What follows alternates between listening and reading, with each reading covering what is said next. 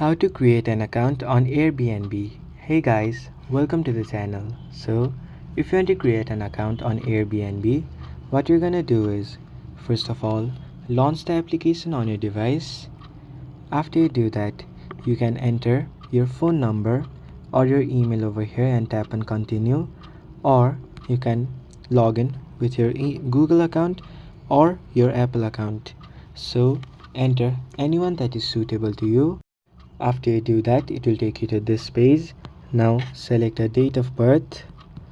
After you select it, tap on agree and continue. But before then, it will ask for a security check.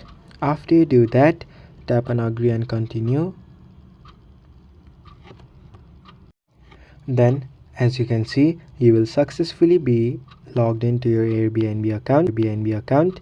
So this is how you can create an account on Airbnb. Thanks for watching the video till the end. Hope the video was helpful to you and see you in the next one.